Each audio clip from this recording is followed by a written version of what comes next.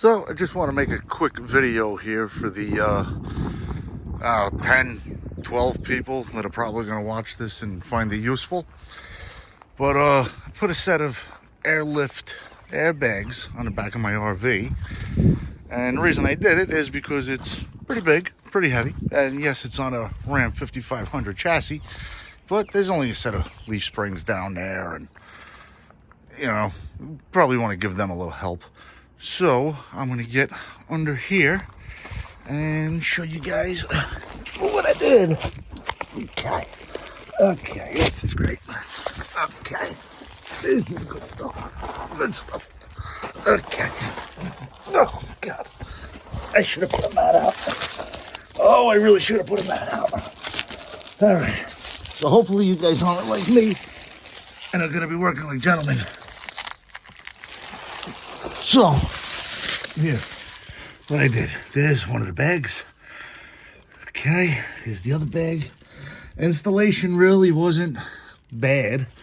Really wasn't that horrible. Just these joust bolts that are, where are they? Where's the bag? The joust bolts that are up on top of the bag can be a real pain in the ass to get out. So that took some time, but other than that, you just put the landing gear down and should stretch them out enough that you don't have a problem.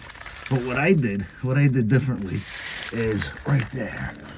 I used and you can't see, I used a T-fitting under there. Hey, that's it. I use that because I am never going to use two different pressures. So I just put one of them. This way, I only need one line going out the back. So the instructions tell you to cut it in half and run both lines to the back. But I don't want to do that. So I just basically cut the end off one and use the whole roll all the way down to there. And I drilled a little hole under my license plate. And it's over there somewhere. All right, so I'm gonna get back out. Okay, I'm out and I'm filthy. So I just made this hole right here.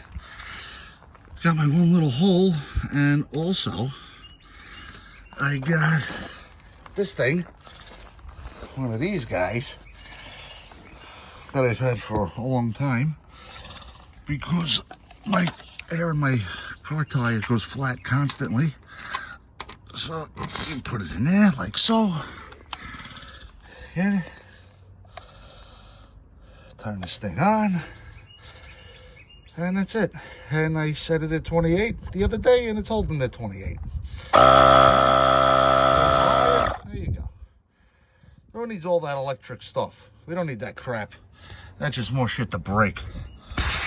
So, on top of that, now I just want to give everybody a little run through, a little review. Now before, I didn't realize how bad this thing actually was because it would rock back and forth. You hit a bump and start bouncing in the back. With these bags, I'll tell you, much nicer. Like I said, only 28 pounds I had in them. I took it for a ride the other day, and it was really nice. It was actually like I was in a pickup truck again. So I guess those little bags do help out the leaf springs a little bit. But I haven't towed with it yet. So I guess I'll do another video first time I tow with it. Hopefully that works out good. So that's it. Just let you know, the airbags definitely work like a charm on my Dynamax Isata 5. And you don't need to cut that wire in the middle like the instructions tell you. If you got to run a long distance like I do, and you only want to use one line to do both bags, then do it the way I did it. But like I always say, I'm no mechanic. So I really don't care what you do. I'm just showing you what I did. All right, everybody, have a good day.